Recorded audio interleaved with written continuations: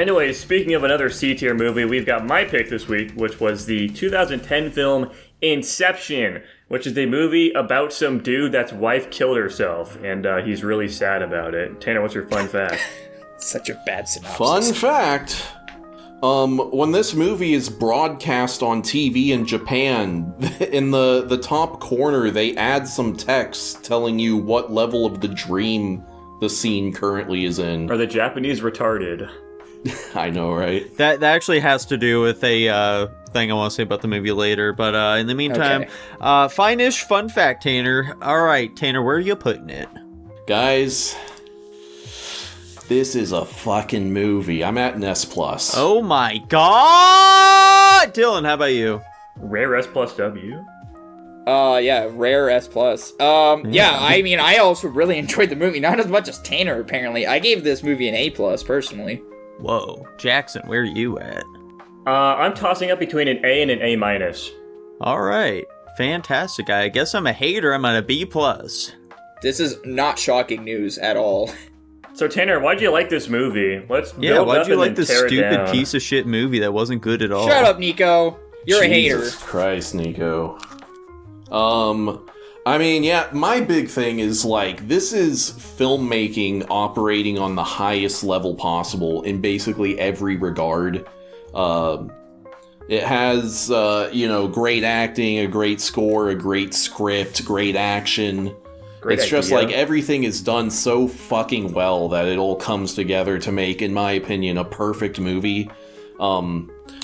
It has surprisingly good emotional chops alongside that action, and it's like surprisingly smart and philosophical, I guess. It has interesting ideas. It does everything so well that it puts it into that S+ tier for me. And something I really enjoy watching this movie is I think there's this interesting, I'm going to say tension. I don't know if that's the exact word I would use, but there's this interesting tension between it being kind of like, it's like a spy action thriller, while also being this much more like emotional, heady, psychological film. And I think it balances those two sort of disparate vibes very well. Alright, Nico, why'd you fucking hate this movie? Okay, so I do agree with Tanner. The score, fantastic stuff. It does have some really cool effects, really cool imagery shown throughout this. It's just a shame most of that imagery is really only at like the start of the movie when Leo's like first teaching the architect girl, and he's like, "All right, look, we don't have enough money in the budget to like keep doing that the whole movie." So, that sucked. But the hallway scene, that was cool too. It's just that the movie just doesn't really do enough like bizarre shit to warrant the premise here. Like, we have something like Eternal Sunshine of a Spotless Mind or Paprika. Those do dreams really well. I would have liked them to lean a lot more into that angle, because as it stands, like, the movie just feels a bit too normal. I would have liked it a lot weirder here. And it does, like, kind of take a bit to get going for me. Like, I was fucking falling asleep prior to the actual heist beginning.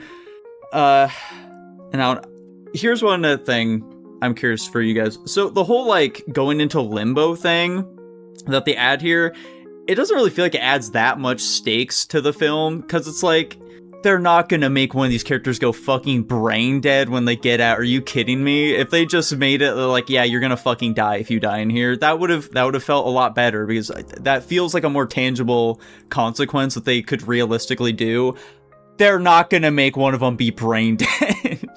I mean, with the open ending, they may just as well have, and we don't know about it. Like, fucking our main character, or even the Japanese guy that they went to try and save, could theoretically be brain dead, given the ending. We know that they're not. Are you kidding me? We don't know that. That's the whole fucking point.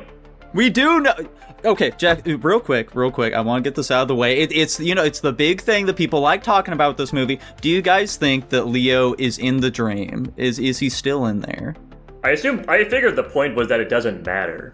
It doesn't matter. I'm just curious. I don't have an opinion, to be honest. Personally, I'm just like, nah, he's in the real world. That's a more satisfying ending for me. Yeah. And like the top, it wobbles. Like, come on. He's back to his kids. Well, I mean, even with like it spinning indefinitely, like you can literally see it like wobble and then like steady itself back out. So like theoretically, you could infer that to mean that it could just be doing that continuously till the end of time. The point is though that he never looked at it. He's not interested in if it is in fact the real world or not, because to his mind, he's reached the conclusion of his story and he's back with his kids, and that's all he wanted. Which I think is a very pretty ending. So yeah, I really don't care if he is or not, but it is still open regardless of that fact. And I really don't view it as being particularly open. It seems fairly... I feel like the common consensus of this movie is that it's an open ending. So I think you're just wrong about that. But you can listen here about one other thing about like a common sentiment for this movie. It is severely overrated in terms of how smart this film is. Like I was checking out some reviews of... What was that? I just said I would agree. Okay, cool. Yeah, I was checking out like some reviews of like what people were saying when this film initially came out. There were people unironically doing the Rick and Morty thing of this is a film that takes quite a bit of brain power to keep up with. Like, this isn't your normal film, okay? This isn't just some basic action movie. Like... That was also the thing that bummed me out the most about this movie, is that I expected it to be a lot more like psychological in nature. I thought it was going to really try to like confuse me or something, and maybe it did, and I just missed fucking everything. But it was incredibly surface level once you understand how it works, and frankly, it's not even that really complicated with how the structure of the dream thing works. Even then, the film, there's so much goddamn exposition in this movie. They're making sure that you are not lost at any point. You genuinely need to just not be paying attention in order to be confused by what's happening. Which, by the way, it isn't to say it's a bad thing that the movie isn't confusing. I think it's good that they're able to, craft this world, that people are able to, get immersed in and understand what's going on. It's just, what the fuck are people talking about with this movie? I mean, yeah, if it wasn't that way, it's very easy to get lost in the sauce with these kinds of movies. And I'm now talking because I haven't been able to say anything. My whole deal here is, in regard to this movie not being more wacky or whatever you want to say, does it hurt or help the movie that they establish very early on that you cannot go balls to the walls crazy when you're building a world, because then the person's subconscious will just fucking find you out and like try to fucking kill you? Does that makes it feel more like an excuse than anything, to be honest? It would have been cool if near the end of the film they tried playing with that idea of like, wait, Curry, we need to start doing some crazy shit right now to make these guys come at us. Like, we need to do something along those lines to like try and force the dream world to become more unstable. That could have been cool later on. Because as it stands, they stop all the cool shit pretty early on. We do get that nice hallway scene with like Joseph Gordon-Levitt, but that's like it after the initial training section. I mean, frankly though, there is a lot of that because the movie is very multi-level to just constantly fucking swapping back between the three different levels of the dream. So we are just getting like the different wacky interpretations of what's going on prior. But yeah, the deeper you go, the less interesting it certainly is. Yeah, and I will say, I guess, in my mind, how that could work out in favor of our characters if they just wanted to ignore that rule is like, the architect is still in control of, like, what's happening in the dreams. So, like, if they really wanted to, they could, in my mind, they could just construct walls and, like, do that kind of shit to try and throw off the subconscious projections. The one thing that I didn't mind it, but it was probably a little much, is when they're constantly flashing between the three. Like, I'm fine if we just stay in the deepest part of the dream, but when they keep flashing back to, like, we're in the van, we're falling in slow motion, and, like, oh, that's why there's no gravity, and, like, everything's shifting. I think we get the idea with that. I don't think... this might go to, like, Nico's point, where it's like, I don't need to constantly be going back to the van, seeing what's happening. I know the van's falling. I know there's shit going on. I don't need to see that's what's happening. I can infer from what's happening in the deeper part of the dream that shit's happening in the other person's mind. I'll agree with the emotional beats. I told Jackson this, so I was like, yeah, I was not... I mean, raise your hand if this movie made you cry. I will say, this movie did get me at the very end. Was not expecting that, which I think was really nice. The only other thing about it, too, is with the whole limbo thing that Nico was getting at, they did, like, entering the dream, they're like, oh yeah, if we go into limbo, we're fucked. And then they circumvent that, and they're just like, oh yeah, well, let's go into limbo and grab him, because we can just do that. And I'm like, well, then why would they try to make Limbo? No problems with it. But if I was to play devil's advocate here and like cop out this movie, my only saving grace here is like, okay, our main character Leonardo DiCaprio was like, okay, well he's had a lot of experience. He's been there before. His like world that he built with his wife was in limbo or something. So it would make sense that he's the only one that could do that. And I don't know how I feel about that being a cop-out, but it's the only logical conclusion I can come to as to why they were just able to go to limbo and come back out. Him being like the ultimate mastermind of this whole concept and everything. I think it fits with the movie. I don't think it's a bad thing. I still enjoyed all the action sequences. I think this movie is like the CGI and like everything with the city like, you know, folding and like doing all these crazy wacky things. I very much enjoyed it. I liked just defying physics when it was necessary, and, you know, a fairly well acted movie, all those kinds of things that everybody's already said. It's just a very easy to watch, enjoyable movie. I think at one point I was probably an S-. I can't remember what brought me down to A+. I'm trying to remember. I honestly cannot. But yeah, I mean, I don't find a lot of fault in this movie. I think it's genuinely a very good movie. Let me spit some game real quick. I guess, or you want to speak up, Tanner? I'll be real quick. One thing I'm going to, like, not totally disagree, but, like, kind of twist from Nico is I do think people oversell not how smart this movie is, but how complicated it is. But I think it is pretty smart in the ideas it plays with, both in terms of dreams, memory, time, ideas, especially, I would say. But I do agree, people oversell how complicated it is to keep track of, like, the plot of this movie. It's not hard. No, the plot is, frankly, incredibly simple. Like what Nico said, where they just basically are telling you everything that's happening constantly. So, like, if you're just not paying attention if you didn't get it. Yeah. But, I really like the plot element of them convincing their target that they are his, like, subconscious defenses and then getting him on their side. That's fun. Mm-hmm. I agree. I'm gonna list a bunch of random criticisms I have of the movie. This is kind of like one of those weird movies where it is very solidly made, like Tanner said. Score is great. I think the presentation is really solid. I think I'll talk about that. The acting is great, things like that. I do think it has pretty good emotional chops as well. It's a very like well-made Hollywood blockbuster movie, but it certainly has some grants for me. I think probably my biggest problem I have with this movie is just the pacing. It is so fucking fast, and it never really feels like it stops, even with moments that are supposed to be more emotional. It feels like it's just everything's just happening so quickly, and there's like very little time to breathe in a lot of moments, and it took me out of some scenes, unfortunately. Especially like near the end, where like the pacing, it's also with the editing as well. They're just cutting, like Dylan said, back and forth constantly. They last like 2 seconds max on most of these fucking shots. Like they're just constantly cutting, cut. And I just wasn't really a big fan of it. It just isn't the presentation style that I like. It's just way too fucking quick. I don't know. It made it feel a little artificial to me, which maybe sounds harsh, but that's just kind of how it felt. And I think the pacing works in its favor in some aspects, but and then not so much in others. Like, for example, near the end of the movie, when they've got so much happening on like 3 different ends of like the dude trying to set up the kick in the second dream, the guy falling off the bridge or still trying to evade people in the first, and then them trying to, actually like get into the safe in the third one. I think all of that coalescing into like one big like chain reaction moment is really interesting, and I think the pacing works really well there, like cutting back and forth between the dreams. It makes it feel very tense and connected, which I think is absolutely what they were going for. But the problem is they keep up that exact same style of editing through the entire fucking movie when it's not necessary at all, and it's a little distracting. At least for me, it was a little distracting.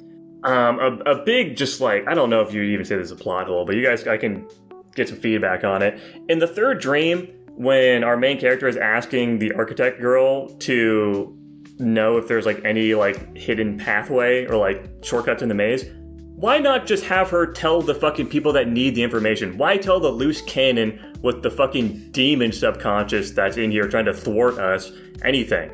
The whole ending sequence of they're even needing to go back into limbo only happened because she told him for no fucking reason. He didn't need to know.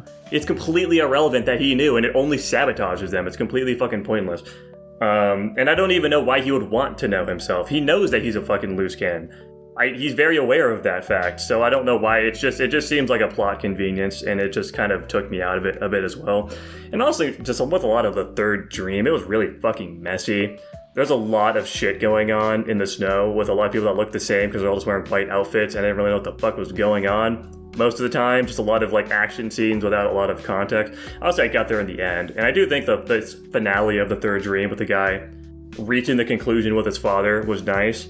But it all felt really fucking messy. And I honestly was just expecting a lot more from this movie, unfortunately. I just expected a lot more and was left a little wanting. Yeah, that was a massive problem for me too. I will say to that end, this is my second time viewing this. I enjoyed it substantially more on my second viewing than I did on my first, and I feel like after my first viewing, I had a lot of similar problems to you guys. Okay. What do you think changed with the second viewing? Probably having to spend less brain power making sure I understood where everyone was and what was going on, like being able to connect with the emotional beats and the character arcs more. But I don't think that was particularly an issue on my viewing. Yeah, I think I had the gist of it for the most part. Yeah. If anything, I think honestly the biggest thing that I was confused about with the movie was just the limbo bullshit, because they made it sound like you would basically just get sent to the fucking void, but no, like you can like and then it wasn't. exist there, and like the dude got sent to fucking our main character's limbo world that he created, which I guess like they know that relates both of their minds, but it just kind of confused me. Like Nico said a bit, it made it sound like it was much bigger of a risk than it actually was, but maybe it is still a big risk. Maybe they did never come out, which is like also kind of leading back into our initial discussion about the ending. That would be smart, yeah. But we were just, looking past it. I do like the time loop thing, like the loops back to the beginning of the movie. I think that was fun. Yeah, I like that a lot. I saw that and I pogged a little bit, but yeah, no, I'd agree with your whole... I kind of ignored it, I guess. But yeah, the whole where it's like, he knows he can't know, she knows he can't know, she knows why he can't know. And then he's just like, after she's like, yeah, there's a vent system, he's like, okay, tell him. And I'm like... Maybe that was himself trying to really fight to just go back and see that wife. Maybe he was trying to orchestrate them failing so that he could get sent back into limbo. Yeah, maybe. As far as limbo is concerned, real quick, so you can just die in limbo and wake up, right? I believe they said if you die in limbo, you die. But like that's how him and his wife originally got out. Correct. I don't know what to make of that. And like, doesn't he shoot Sato to get him out? I think part of it might be once you're sane enough or you've spent enough time in limbo, like once you can kind of rationalize where you're... I don't know how to explain that one. I feel like I think there's something we're missing that makes sense. Limbo but I'm sucks. not totally It's sure. a bad idea. Just make them die. They do kind of gloss over it. So maybe bad on the movie's part. I didn't pay attention enough to mind it, obviously, so... Still a very entertaining movie. I like my time with this movie a lot. It's very fast-paced and never left me bored or anything, but the editing certainly did take me out of it a bit. I did not cry. I certainly would... I teared up a little bit on the very first, emotional scene of him trying to, talk his wife down from killing herself. I think they did that very well, and I think the score, like Tanner had mentioned before, really complements those types of scenes really well. But then, we get back to, the second big emotional scene, I would say, where he's trying to, I guess, convince himself and his subconscious version of his wife in limbo that, it's over. And then, in the middle of this, big, intense, climactic finale, they're, also still fucking flashing back to other, dream sequences and shit. It's like, dude, just give yourself some room to breathe here for this scene, It's a double-edged sword. Personally, it didn't really make me too weepy at all. I'd say that really any of the stuff with the wife I didn't particularly care about all that much. The biggest emotional pathos I got was from the son opening the safe and finding the little pinwheel in there. Even that was that's nice. And that was fake too. That was him fabricating shit in his mind. That was them planting. I will say, I think probably the most clever aspect of this movie was just the way they work in their plan really fluidly into the scene. They're not specifically telling us what their I mean, they do a bit, but like for the most part, they're being pretty subtle about how they're actually executing the plan, even though they give us a lot of context prior to them starting it, which I thought was cool. Like, it felt pretty natural the way they were convincing this dude to go through this whole ordeal. I didn't feel like that was really that contrived when there was other things in the movie that took me out of it. Like, honestly, probably one of the most contrived aspects of the movie was just, like, the whole reason they were in any danger in the first place was because one guy didn't do enough research of some dude training his subconscious to fight back against mind attacks or something. Literally, none of this movie would have been, like, anything at all. Obviously, that's kind of the fucking point. But, like, the only reason they were in any danger is because of this guy's fucking subconscious. Everything else would have been a fucking cakewalk, frankly. Because they don't really give us a ton of time about the actual, like, planning of what they're doing. They've got, like, a general idea. They show, like, some brainstorming sessions. We know they're doing it, but, like, we're not really part of, like, the process at all. And frankly, I'm glad for that, because this movie is long as shit, and it's so fucking fast still.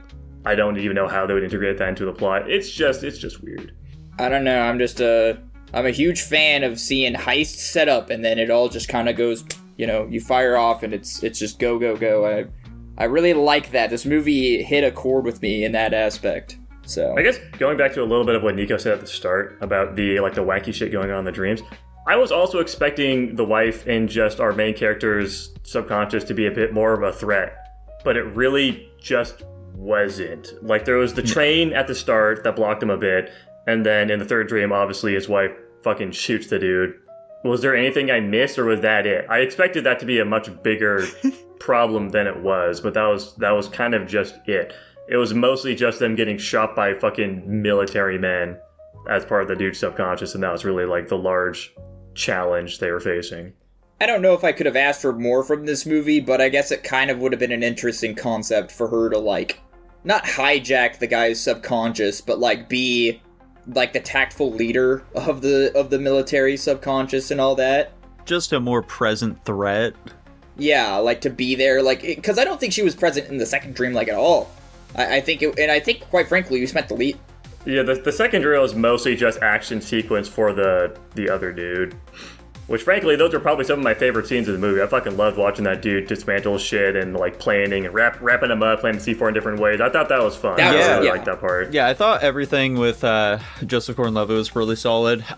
Particularly when it's like, gravity no longer exists. How's he going to do the kick now? And he figures out a way to do that with the elevator. I thought all of that, very solid stuff. Very fun and creative, yeah. This shit seems like it would make a good video game. There has to be one. There's no way there's not. There isn't. Like, it just seems like it's perfectly set up to be that way. Where it's like, you have, like, all your different classes for, like, your operatives. You're, like, pulling off a heist or something. Seems like a good Payday-esque sort of thing. I can see it. I like this movie a lot. I think the best part of the movie is the concept in the world they build, and I just don't think they executed on it as well as I would have liked. But maybe I'm trying to make them make a movie that they didn't intend to make, and that's just the problem. Nothing you can do about that. I agree with you wholeheartedly, Jackson. I don't care that they didn't make a film. I do care that they didn't make a film that I wanted them to make. They should have done that instead of making this. Make a film I want. I suppose one thing that could have very easily this is the last thing I'm going to say, very easily could have gotten out of control, because we did kind of see it when they're under fire in the warehouse, and the guy's, like, trying to shoot things with the scar or whatever, and the other guy's like, you gotta think bigger, and he whips out a fucking grenade launcher, presumably just because he can think it up, and then... Also, that guy is the only guy who's capable of, like, disguising himself as other people. That's what I'm saying again with the video game, dude. Everyone has their own thing. Yeah, you have all the different classes here. Like, if people can just conjure a different persona and then fabricate weapons out of thin air, surely that doesn't draw the attention of the subconscious. But, like, why can't we have, like, oh, we need a shield, or we need a wall, or, like, people being shot at so they get, like, a riot shield or whatever. Like, that's kind of just smaller stuff like that. Like, don't go out of control to where it's like these people are omnipotent gods, much to Leonardo DiCaprio's description of him and his wife in their world. But, like, it's almost like The Matrix. You can kind of just be like, yeah, I have this now, I can do this. I kind of see what you're saying, though, Nico. Oh my god, apparently an Inception video game was something Christopher Nolan wanted to pursue, but it just never happened. Damn. What a unfortunate. Even Nolan can't make everything happen. I don't know why, but Christopher Nolan and James Cameron exist in a very similar mind space for me, and so I mix them up sometimes. Dude, yeah. Christopher Nolan makes me think of Nolan North for no reason in particular. I think it's because they both have Nolan in their names. Nah, dude, fucking no way. Are we ready to rank then? Yeah, I think so. Obviously, I'm sticking at my S+. I respect it. I'll keep my A+. I'm probably going to go with the lower of my two and saying A-. Like, I had fun with this movie, but it definitely did leave me a bit disappointed. Maybe, who knows, maybe I'll like it a lot the second time around. It's impossible to say. I'm going to be sticking with my B+. I never heard you kept getting talked over, Dylan. I'm assuming you're sticking at your rank of an A+. I am. I kept getting talked over here. Harumph. It lands at an A+ overall. Pretty good rank. Let's go. Wow.